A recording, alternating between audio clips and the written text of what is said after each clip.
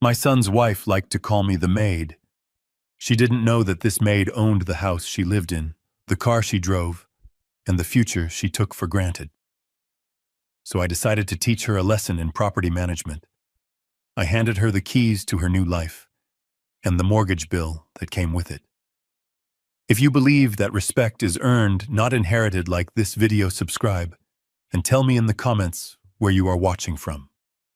The silence in the kitchen was heavy, broken only by the soft clink of ceramic on granite as I stacked another plate. It was well past midnight, and my house was finally still. The last echoes of laughter from my son Michael and his wife Chloe's friends had long since faded, leaving behind a battlefield of empty wine glasses, smeared plates, and crumpled napkins. They had gone to bed an hour ago, leaving the cleanup to the quiet hum of the dishwasher. And to me, my gaze drifted to the empty chair at the head of the table, the one my late wife Clara always used to occupy. She would have never let the kitchen fall into such a state. This house, every polished floorboard and gleaming countertop, was her masterpiece.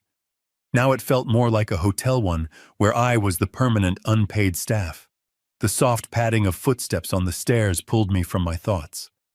Chloe appeared in the doorway, wrapped in a silk robe, her face illuminated by the glow of her phone. She looked at me, then at the half-clean counter, a small, indifferent frown on her lips. "Oh, James," she said, her voice smooth and distant. "You don't have to do that. Just leave it for the cleaning service in the morning."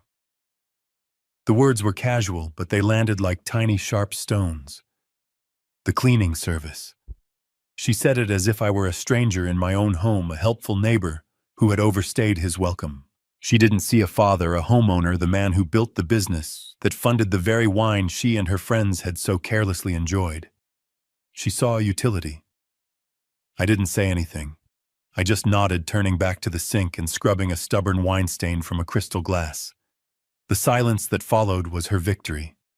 She filled a glass with filtered water from the refrigerator, took a delicate sip, and disappeared back upstairs without another word. I was left alone with the mess, the memories, and the growing chill of being invisible. A few days later, I was in my study trying to sort through some of Clara's old gardening journals when Michael and Chloe approached me. They wore practiced, earnest expressions that I had come to recognize as the preamble to a request for money. Chloe held a glossy brochure which she placed on my desk with a flourish. It was for the Oakwood Crest Country Club, a place known more for its exorbitant membership fees than its golf course. "Dad." Michael began, his eyes avoiding mine. "Chloe and I were thinking it would be a really great opportunity for my career if we joined." Chloe immediately took over, her voice dripping with calculated enthusiasm. "It's all about networking, James. The people Michael needs to impress are all members there. It's not just an expense, it's an investment in our future. In the family's future." I looked at the fee schedule. The initiation fee alone was more than the down payment I'd made on my first house. I felt a familiar weariness settle over me. It was always an investment, always for the family. But the returns never seemed to materialize. I looked at my son, a man of 35, who still spoke like a boy, asking for a larger allowance. "Michael," I said, my voice level, "are you sure you'll have the time to actually use a membership like this? Your workload seems heavy already." He shifted his weight, fumbling for an answer. "Well, you have to make time for these things, Dad. It's important." Chloe stepped in smoothly, placing a hand on Michael's arm. "Of course he will. We'll make it a priority. Think of the connections, James. The dinners, the events. It will elevate our entire family's standing." I knew it was a pointless argument. Denying them would lead to weeks of pouting, passive aggression, and a strained atmosphere that would make my own home feel like a prison. It was easier to just sign the check. I was paying for peace, not for golf. "All right," I said, pulling my checkbook from the drawer. "I'll take care of the initiation fee." Chloe's face lit up with a triumphant smile. She leaned over and kissed my cheek. "Thank you, James. You're the best. You won't regret this." Michael mumbled a "thanks, Dad." his relief palpable.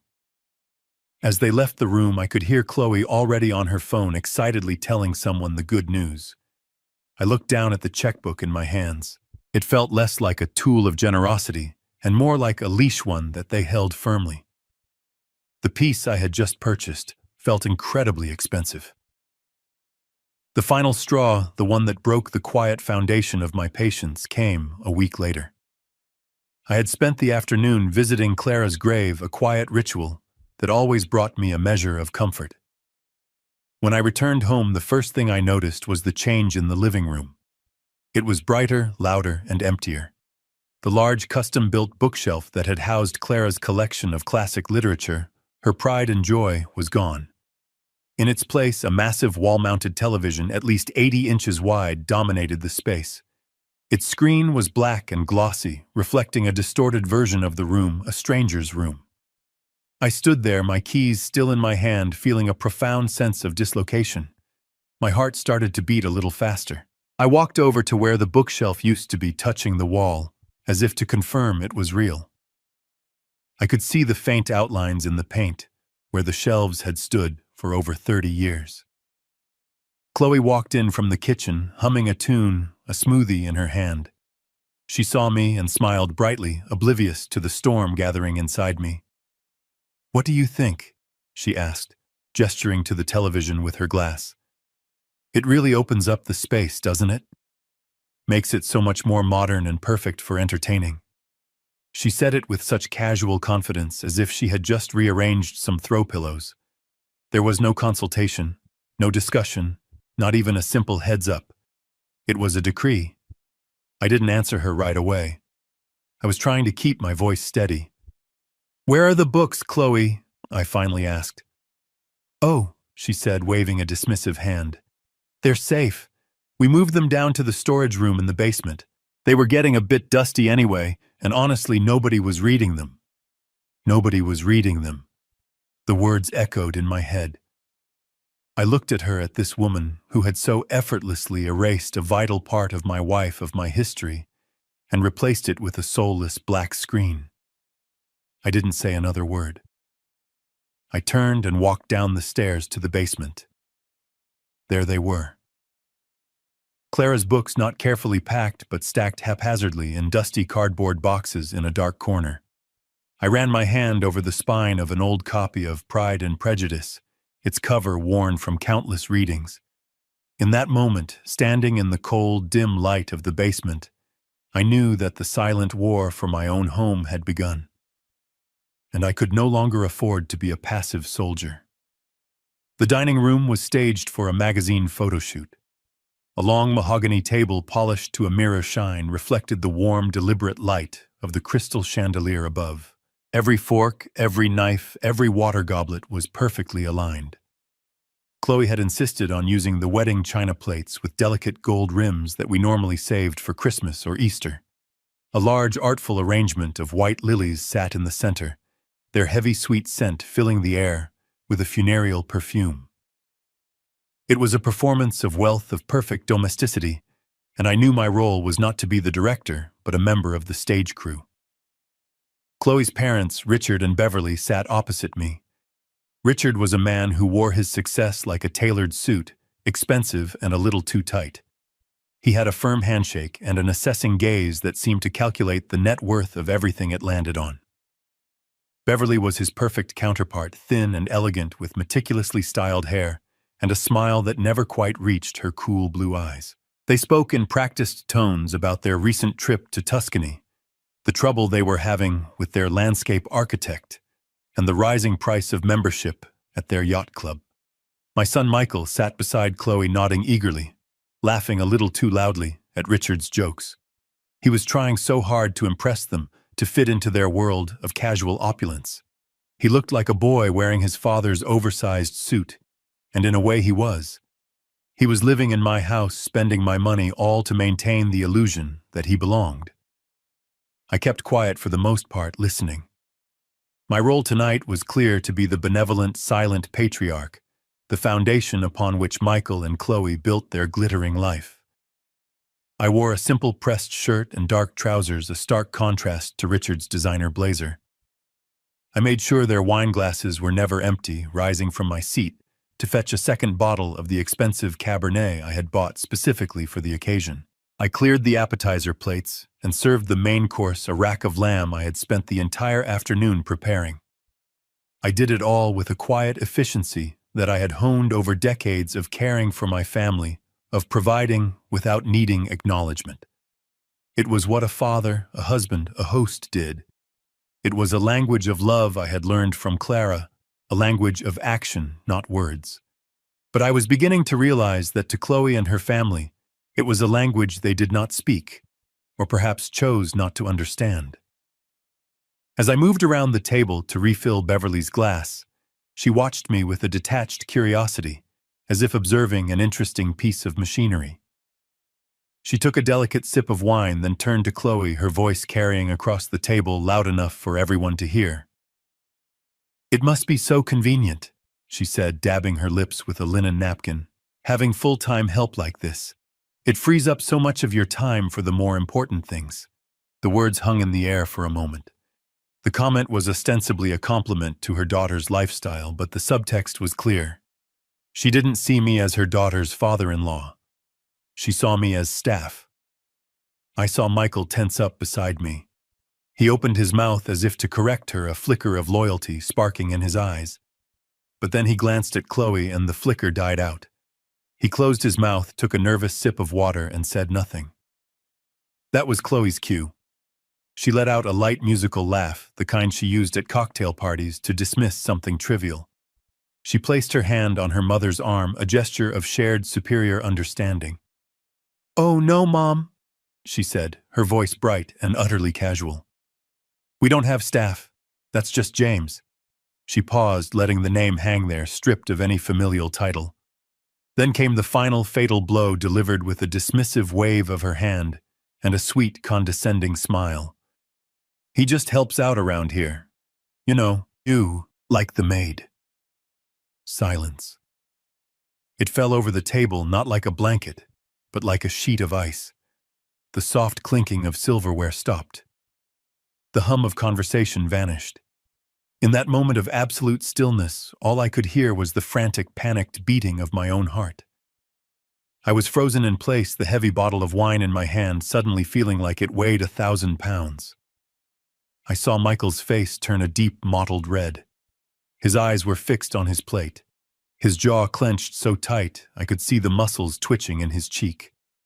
He was drowning in shame, but he didn't make a sound to save himself, let alone me. Across the table, Richard's thin lips twitched into a barely concealed smirk of amusement. He had witnessed his daughter put the old man in his place, and he approved. My gaze, however, was locked on Chloe.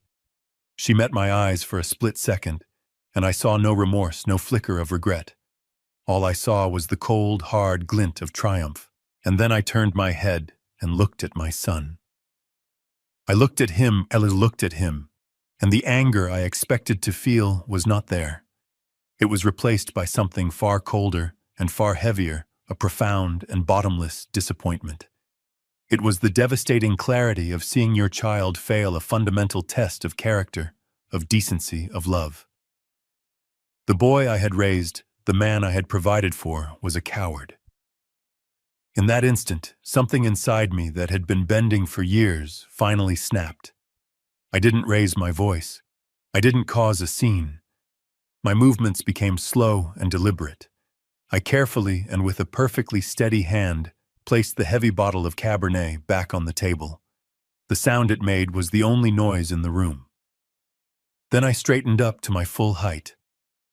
I looked around the table one last time at the 4 faces staring back at me, and I felt a strange sense of peace settle over me. The decision had been made. The path forward was clear. I folded my own unused napkin and placed it beside my plate. "Excuse me," I said, my voice quiet, calm, and utterly devoid of emotion. And with that I turned my back on them, on the meal I had cooked, on the son I no longer recognized, and I walked out of the dining room. The silence I left behind was louder than any argument I could have possibly started. I closed the door to my study, and the sound, a soft, definitive click, seemed to separate the world into 2 parts. Out there was the house I no longer recognized, filled with the lingering tension of unspoken words and unforgivable insults. In here was my sanctuary, the one room Chloe had not yet dared to touch. The air smelled of old books, leather, and the faint, lingering scent of the pipe tobacco I hadn't smoked in years.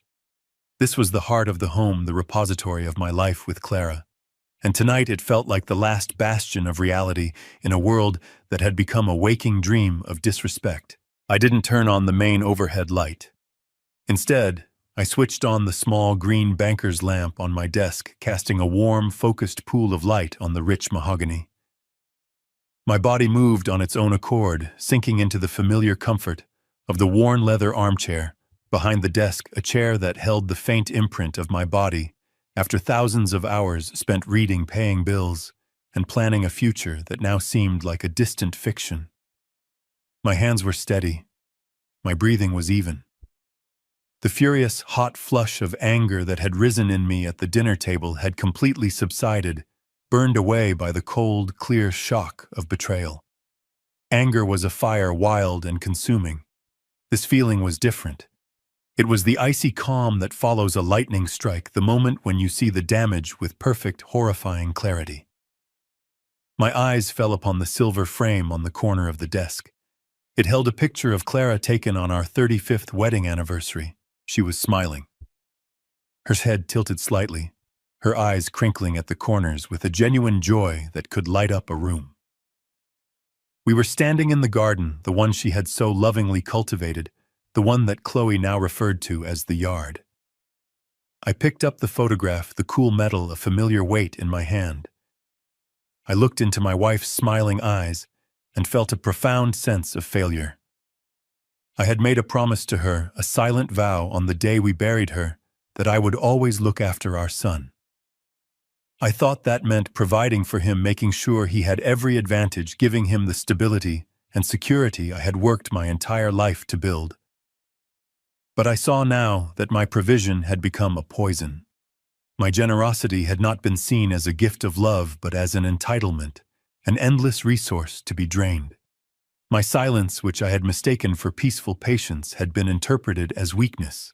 It had been the fertile ground in which Chloe's arrogance and Michael's spinelessness had been allowed to grow, twisting into a thorny vine that was now strangling the very heart of our family. They weren't just disrespecting me. They were desecrating this house, this life, the legacy that Clara and I had built, brick by brick, memory by memory. They had taken her books, her sanctuary, and replaced them with a television. They had taken her husband, her partner, and reduced him to the role of a servant.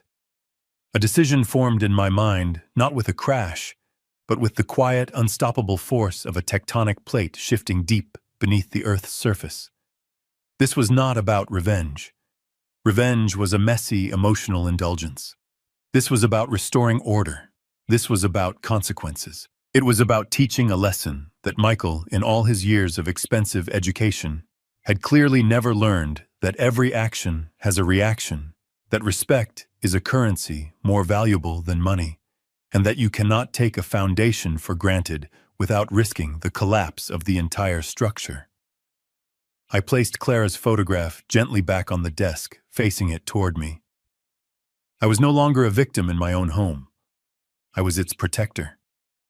My movements became deliberate, filled with a purpose I hadn't felt in years. I stood up and walked to the wall of bookshelves, running my hand along the spines until I found a thick, leather-bound volume of Shakespeare. I pulled it forward, and with a soft click, a section of the bookshelf swung inward, revealing the dull gray steel of a wall safe. I spun the combination lock, the familiar clicks echoing in the quiet room. The heavy bolt disengaged with a satisfying thud, and I pulled the steel door open. Inside there was no cash, no jewelry. There was only paper. But paper, I knew, was the most powerful weapon of all. I removed the thick document folders one by one and carried them to my desk. I spread them out under the warm lamplight, the original deed to the house signed in my name and Clara's 40 years ago. The paid-in-full mortgage certificate.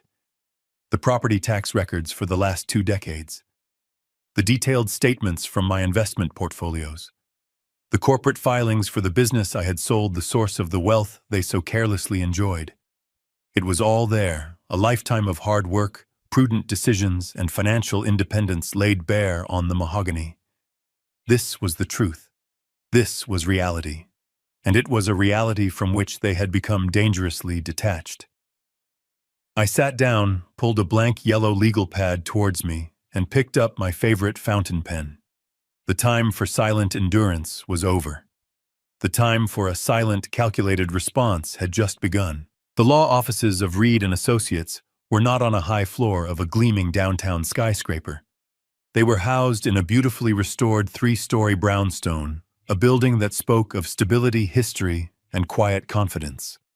The interior was much the same, filled with dark wood shelves of thick legal books and the hushed, serious air of a place where important decisions were made.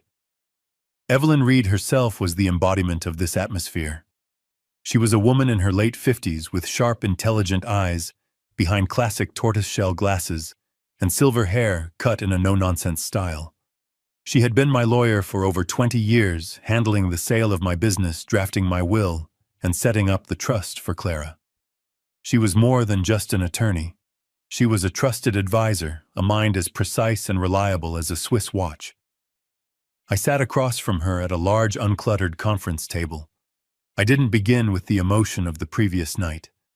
I began with the facts. I recounted the years of escalating financial demands, the slow erosion of my autonomy in my own home, and the gradual transformation of my role from father to financier. I told her about the country club membership, the replacement of Clara's books, and I finished with a calm, detailed account of the dinner party. I repeated Chloe's words exactly as she had said them. She called me the Maid. I let the words hang in the quiet air of her office.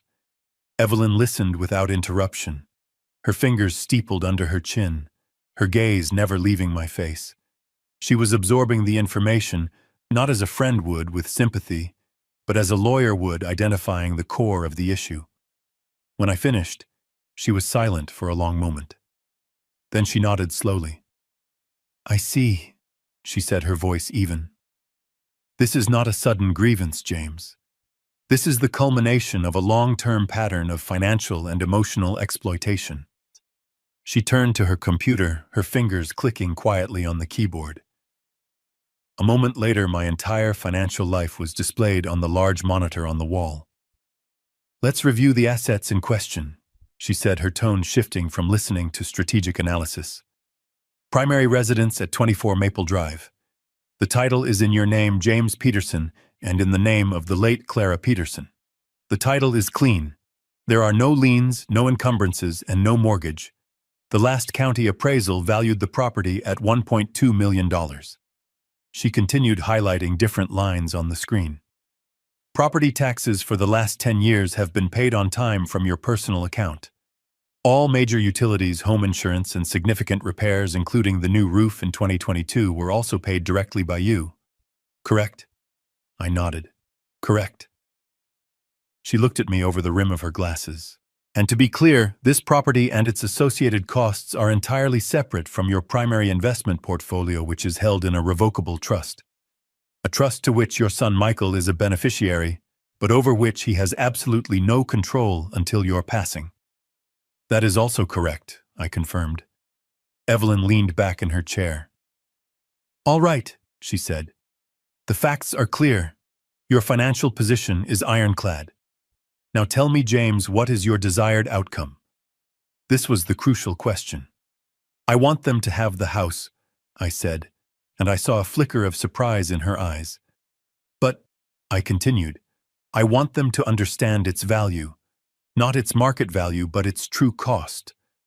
I want to protect the capital that Clara and I worked our entire lives to build. I will not allow her legacy to be squandered by their entitlement." Evelyn absorbed this, a slow, thoughtful smile spreading across her face.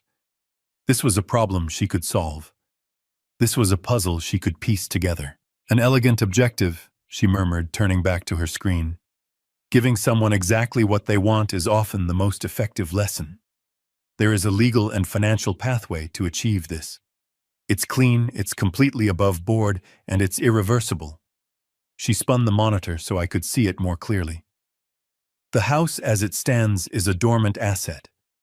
It's over $1 million of equity just sitting there. The first step is to leverage that equity. She pointed to a section on financial instruments. You will apply for a home equity line of credit, or HELOC. Given your credit and the value of the property, you'll be easily approved for a credit line of up to 80% of the home's value. That's approximately $960,000. You will draw the entire amount and deposit it into a new bank account in your name only. This is the most important step. The cash must be secured before anything else happens. She let that sink in before continuing. Once the funds are safely in your possession, we move to step 2. We will file a quitclaim deed. It's a very simple legal document. It transfers your interest in the property directly to Michael and Chloe. It makes no warranties or promises about the property's condition or any existing debts against it. You are simply and legally washing your hands of it. They will be the proud official owners of a $1.2 million home. She paused for dramatic effect, her sharp eyes meeting mine. Now for step 3, the consequence. The $960,000 loan you took out is not tied to you personally. It is secured by the property itself. It's a lien that follows the title. So when the title transfers to them, the lien transfers with it. They will receive the keys to their dream house, and a few weeks later, they will receive their first mortgage statement. They will either have to pay it, or the bank will initiate foreclosure proceedings and take the house. They will be given exactly what they wanted, along with the responsibility they never once considered. I looked at the plan laid out before me. It was not a weapon of anger. It was an instrument of pure, cold logic. It was a perfectly balanced scale, forcing them to weigh the true cost of their desires. It was a lesson in reality, delivered not with a shout, but with a signature on a piece of paper. It was, as she had said, elegant. "Evelyn," I said, my voice steady and firm, "that is a perfect solution. Please draw up the necessary paperwork. Let's proceed." The week that followed was a study in quiet movement. There were no grand pronouncements, no dramatic confrontations. The currents of my life were shifting, but on the surface the water remained deceptively still. Michael and Chloe were busy with their new country club membership, their evenings filled with social engagements, and their days with a self-satisfied glow. They barely noticed my comings and goings, and that suited my purpose perfectly. I moved through the house like a ghost, a silent observer preparing for his departure. My first destination was the downtown branch of a major bank, a cold, impersonal cathedral of commerce with marble floors and hushed tones. I was led into a glass-walled office where a young, eager loan officer presented me with a stack of papers nearly an inch thick. He explained the terms of the home equity line of credit with a professionally rehearsed speech pointing to signature lines and initial boxes. I listened patiently, though I already knew every detail. My mind was not on his words, but on the weight of the pen in my hand. It was a simple ballpoint, but it felt as heavy as a judge's gavel. I began to sign. My signature, the one I had used on countless contracts and business deals, flowed onto the page firm and unwavering. Page after page, the same 2 words, James Peterson, a name that was now being leveraged to reclaim its own meaning. I did not rush. I read the fine print not out of doubt, but out of a deep understanding that this was a contract with my own future. When the last page was signed, I pushed the stack of documents back across the polished desk. The young man smiled, relieved. He saw a simple financial transaction. I saw the first turn of a key in a lock that had been rusted shut for years. 2 days later, I was back in Evelyn Reed's office. The atmosphere here was different. It was not the cold impersonality of the bank, but the warm, quiet dignity of old wood and trusted counsel. Evelyn didn't waste time with pleasantries. She slid a single, deceptively simple document across the conference table. It was the quitclaim deed. My eyes scanned the legal language, the formal phrases that would sever a 40-year bond. All my right title and interest. To the property commonly known as 24 Maple Drive. Do hereby release and forever quit claim. It was a legal farewell, a formal letting go. I picked up the pen. Evelyn offered a heavy fountain pen that felt more appropriate for the occasion. There was no hesitation. My signature on this document was a final act of release. I was not just signing away a house. I was signing away a burden I had carried for too long. Evelyn watched me, her expression unreadable but for a flicker of deep respect in her eyes. She took the document, affixed her notary seal, and pressed down firmly. The crisp, percussive sound of the embosser stamping the paper was the only sound in the room. It felt like a verdict being rendered. That evening, I began to pack. Back at the house, I moved with a quiet purpose. I did not pack clothes from the closet or dishes from the kitchen. I was not interested in the things Chloe had bought or the furniture she had rearranged. My task was to curate a life, to distill 40 years of love and memory into a few small cardboard boxes. I went to the study first. I carefully wrapped the silver-framed photograph of Clara in soft tissue paper and placed it at the bottom of a box, the foundation. I went down to the cold basement and found the boxes of her books. I did not take all of them. I chose 3, her worn copy of Pride and Prejudice, a collection of poetry by Mary Oliver, with her notes in the margins, and a thick gardening almanac she had consulted every spring. From my desk, I took my father's old gold watch and the fountain pen I had used to sign the deed.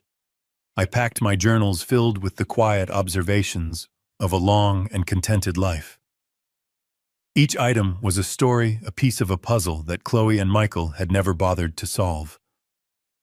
As I taped the last box shut, the sound ripped through the silence of the house. It was the sound of an ending and the sound of a beginning. In a closet upstairs, I knew there was a new suitcase waiting. I had already rented a clean, bright apartment downtown with a view of the city skyline. Everything, absolutely everything, was now in place. I called them on Saturday morning. My voice over the phone was calm and even, betraying none of the seismic shifts that had occurred within me. I requested their presence for a family meeting on Sunday afternoon. I used the word meeting, a formal corporate term that was intentionally out of place for a family discussion. It was a signal that the old rules no longer applied. I could hear the curiosity and suspicion in Chloe's voice, but they agreed to be there. I'm sure they spent the next 24 hours speculating, convincing themselves that my cold departure from the dinner party had shocked me into submission, that I was finally ready to formally offer them the house to secure my place in their lives. Their greed had always made them predictable. They arrived at precisely 3 o'clock. I was waiting for them in the living room, the room that now felt like a stage. I had turned off the enormous television, its black screen reflecting their distorted images as they walked in. I was sitting in my old armchair, the one that had been Clara's favorite. It placed me opposite the sofa, creating a space between us that felt both physical and symbolic. They sat down, their posture a mixture of feigned concern and barely concealed anticipation. Chloe arranged herself carefully on the sofa, smoothing her expensive dress. Michael just looked nervous, his eyes darting around the room, avoiding mine. "Thank you for coming." I began, my voice quiet but carrying in the still air. "I've been doing a lot of thinking this past week. About the future, about legacy, and about this house." At the mention of the house, I saw them exchange a quick, triumphant glance. It was the look of 2 people who believed their check was about to arrive. Chloe leaned forward slightly, her face a mask of sincerity. "We were so worried about you, James," she said, her voice soft. "We're glad you're ready to talk." I let her words hang in the air for a moment, before continuing, ignoring the transparent lie. "I've come to a decision," I said. "A decision that I believe is best for everyone." My movements were slow, deliberate. I leaned forward and placed 2 items on the polished surface of the coffee table that separated us. The first was a single shiny brass key to the front door. The second was a thick, heavy manila folder filled with documents. Their eyes were immediately drawn to the key, a simple object that represented the ultimate prize. "This house," I said, my voice steady, "has been my home for over 40 years. Clara and I built a life here, but a house is meant for the living for the future, and you two are the future of this family." I paused, letting them absorb the weight of my words. "And so," I concluded, "the house is now yours." A dazzling, genuine smile broke across Chloe's face. It was the first honest expression I had seen from her in years. She let out a small, victorious laugh and reached across the table, snatching the key. "Oh, James," she breathed, her eyes shining. "Thank you. We won't let you down. I knew you'd see things our way." She held the key in her palm as if it were a precious jewel, already imagining herself as the true mistress of the manor. Michael looked visibly relieved, a wave of ease washing over his tense features. "Dad, this is incredible," he stammered. They were so lost in their victory, they barely noticed, as I used my index finger to slide the thick manila folder across the table towards them. "Of course," I said, my tone shifting from paternal to practical. "As the new homeowners, there are a few formalities and responsibilities you'll need to be aware of." Chloe was still admiring the key and barely paid attention, but Michael, ever the more cautious one, hesitantly reached for the folder. He unfastened the clasp and pulled out the top document. I watched his face as he read it. I saw the flicker of confusion, the slight furrow of his brow as he tried to process the numbers. He looked at the official bank letterhead, then at the astronomical figure printed next to the words, "Payment due." "What is this?" he asked, his voice a confused murmur. Chloe finally looked over, her triumphant expression fading as she saw the document in Michael's hand. "A mortgage statement," she asked, her voice sharp with disbelief. "That can't be right. You paid off this house before I was even born." "That is correct," I said calmly. "I did. The house was owned free and clear, which is what made it such a valuable asset." I leaned back in my chair, my part in the physical action now complete. It was time for the truth. Last week I visited the bank and took out a new loan against the property, a home equity mortgage for $960,000. The color drained from Chloe's face. Michael looked as if he had been punched in the stomach. "That money," I continued, my voice clear and precise, "has been transferred into a private retirement fund in my name only. It will ensure that I am financially secure for the rest of my life without needing to rely on anyone." After the funds were secured, I met with Evelyn. I signed a quitclaim deed legally transferring the title of this property and all its associated liabilities to the two of you. Michael shook his head, refusing to understand. "But what does that mean?" It was Chloe who grasped the cold, hard reality first. Her voice was a horrified whisper. "The loan, the mortgage is attached to the house." "Precisely," I affirmed. "The bank's lien follows the title. As the new legal owners of this $1.2 million property, you are also the proud owners of its $960,000 debt." "This," I said, pointing to the paper in Michael's trembling hand, "is your first monthly payment, $7,200. It's due on the 1st of next month in 3 weeks' time. I trust you'll make arrangements." They sat in stunned, horrified silence. The brass key lay forgotten on the table between them, its shine now looking cheap and mocking. I wasn't finished. I reached into my jacket pocket and pulled out several more envelopes, placing them on the table next to the mortgage bill, fanning them out like a losing hand of cards. "And of course there are the other costs of home ownership. This is the quarterly property tax bill. That's just under $6,000. And here are the latest bills for electricity, water, and gas. I've already contacted the utility companies to have the accounts transferred into your names. My automatic payments have been canceled." I finally stood up. The meeting was over. I had said everything that needed to be said. I walked over to the coat rack by the door and put on my jacket. I looked back at them, two frozen figures in a tableau of shattered dreams. They were surrounded by the beautiful things in my home, things they had coveted for so long, and they were finally beginning to understand that they were trapped by them. I looked at the key on the table one last time. A homeowner has a responsibility to care for their property, I said, my voice clear and final. And as of today, the maid is quitting. I turned, opened the front door, and walked out into the cool afternoon air without looking back. I left them in the suffocating silence of their new house with nothing but a worthless key and a mountain of bills that was now theirs to climb. For a long time after the front door clicked shut, neither of us moved. We were statues in a museum of our own ruin, frozen in the positions we held when the world had ended. The only sound in the room was the faint hum of the refrigerator from the kitchen, a mundane noise that seemed obscene in the face of such total devastation. The pile of papers sat on the coffee table like a funeral pyre, the brass key glinting under the afternoon sun. It was no longer a key to a kingdom. It was the key to a cage. It was Chloe who broke the silence. Her voice was not a cry or a whisper. It was a low, venomous hiss, the sound of a snake coiling to strike. "Well," she said, her eyes fixed on the door my father had just walked through. "Aren't you going to do something, or are you just going to sit there like you always do?" I looked at her. Her face, usually so perfectly composed, was a twisted mask of fury and disbelief. This was not the plan.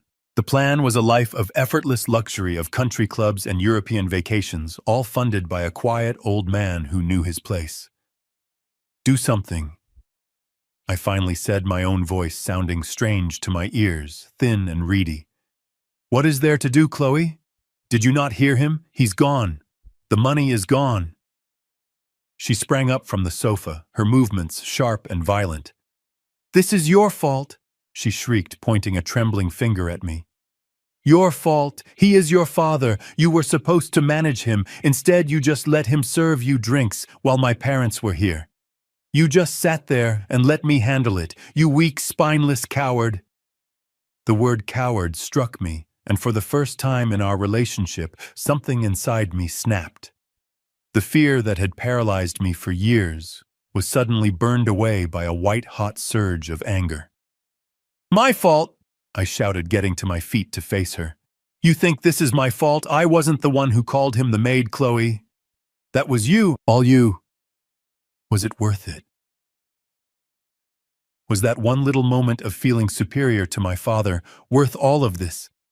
I gestured wildly around the room, at the furniture she had picked out, at the 80-inch television that had replaced my mother's memory. "This is what you wanted. This house, this lifestyle you pushed, and you pushed, and you were too arrogant and too greedy to ever think he might just push back." Her face went pale with rage. "Greedy," she spat. "You call me greedy? Who was it that wanted the new sports car? Who was it that signed the lease on a car you knew we couldn't afford? You loved the money just as much as I did Michael. The only difference is I was willing to do what it took to get it, while you were just happy to ride on your daddy's coattails." The ugly truth of her words silenced me for a moment. She was right. I had been a willing participant, a silent partner in the slow, steady bleeding of my father's generosity. The fight drained out of me, replaced by the cold, heavy dread of our reality. I sank back onto the sofa, my head in my hands. The anger was gone, and only the terror remained. I picked up the mortgage statement again, staring at the number. $7,200. It felt like a fictional sum from a different universe. I did the math, the simple, brutal arithmetic of our lives. My salary, which had always felt so substantial, was a joke compared to this. After our credit card bills, our 2 car payments, and our ridiculously expensive lifestyle, we were left with almost nothing. We were living on a financial cliff edge, and my father had just kicked away the ground beneath our feet. "We can't pay this," I said, my voice hollow. "Chloe, we can't pay it. We can't even make the first payment." She was still standing, but the fight had gone out of her too. She looked around the beautiful sunlit living room as if seeing it for the first time. She saw the designer sofa, the silk curtains, the imported rug. But now she wasn't seeing luxury. She was seeing debt. She was seeing a monthly payment that was more than our combined incomes could possibly cover. The beautiful house had transformed into a prison of debt. Every elegant feature, every modern upgrade was just another bar on the window. The life she had so carefully constructed was a house of cards, and my father had just pulled out the single card holding it all up. She slowly sank onto the sofa opposite me, her body deflating. The fight was over. There was no one left to blame. There was only the cold, hard, inescapable truth. "So what do we do?" she whispered, the arrogance completely gone from her voice, replaced by the thin, brittle sound of fear. I looked at the mortgage statement, then at the quarterly tax bill, then at the key on the table. There was only one answer. "We have to sell," I said. "We have to sell the house." And we sat there in the crushing silence, two strangers in a home that had never truly been ours. My new apartment is smaller than the living room of my old house, but it feels infinitely larger. It is a space defined not by what it contains, but by what it lacks. There is no tension, no unspoken resentment, no feeling of being a guest in my own life. Sunlight pours through a large picture window, illuminating the clean lines of simple, functional furniture and the dust motes dancing in the air. From here on, the 15th floor, the city spreads out below me, a vast and intricate map of other lives, other stories. It gives me a sense of perspective I had lost. My few precious boxes have been unpacked. Clara's photograph has pride of place on my desk, her smile a constant warm presence. Her favorite books rest on a small handcrafted shelf next to my reading chair. These are the things that matter. The rest, the expensive furniture, the cavernous rooms, the perfectly manicured lawn, I do not miss at all. I had mistaken the vessel for the treasure it was meant to hold. Now I have the treasure, and the vessel is someone else's problem. I spend my mornings in a state of productive peace. I am not idle. I am building something new. Spread across my desk are not bills or bank statements, but the legal documents for establishing a charitable foundation. The Clara Peterson Memorial Scholarship, it will be called. It will provide funds for young, aspiring students who want to study landscape architecture, Clara's first love. The money that I extracted from the house, the capital that had become a source of such ugliness and greed, will now be transformed. It will become a garden planting seeds of opportunity in the lives of strangers, a legacy of growth and beauty that will honor her far more than an empty, silent house ever could. The ringing of my phone cut through the quiet afternoon. I looked at the screen and saw Michael's name. A month had passed since the meeting, a month of complete and total silence. I felt no anxiety, no dread. I simply felt a quiet curiosity. I let it ring one more time, a small assertion of my new pace of life, and then I answered. "Hello, Michael," I said, my voice calm. I listened.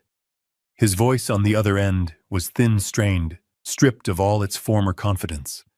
It was the voice of a man who had hit rock bottom.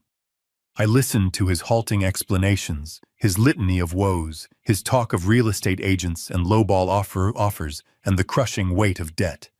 I did not interrupt. I just listened to the predictable, inevitable consequences of his choices. There was a long, painful pause on his end, and then came the question I knew was coming. A desperate, mumbled plea for help, for a bailout, for me to fix the mess they had made. I took a deep breath, looking out the window at the endless sky. "I understand," I said, my voice gentle but firm. "It sounds like you are in a very difficult position." I let another silence stretch, forcing him to absorb the finality of his situation.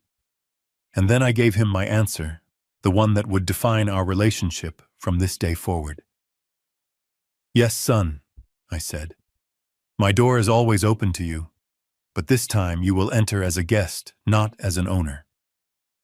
I heard a shaky breath on the other end, the sound of a man finally understanding the new rules of the world. After a moment, I said my goodbyes and ended the call. I did not feel triumphant.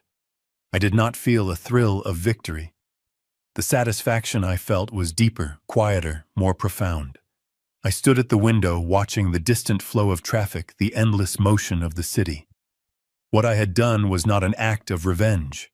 Revenge is a fire that consumes the person who wields it.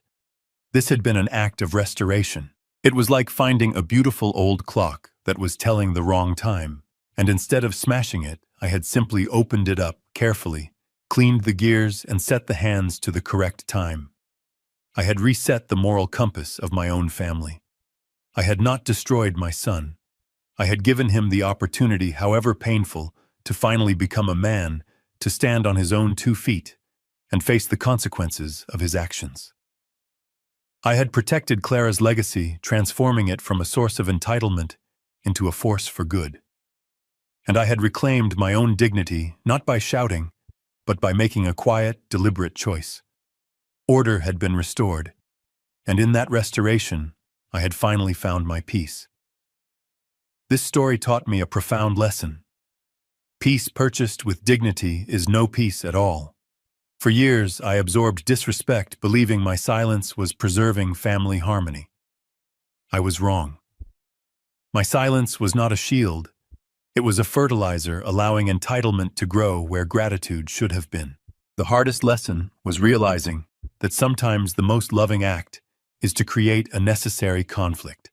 Setting firm boundaries is not about building walls, but about teaching others the value of the door. True strength isn't found in enduring endless disrespect. It's found in calmly and decisively teaching others how you deserve to be treated. What did you think of the lesson Chloe and Michael learned? Share your thoughts in the comments below. And if you believe in the power of quiet strength, be sure to like this video and subscribe for more stories.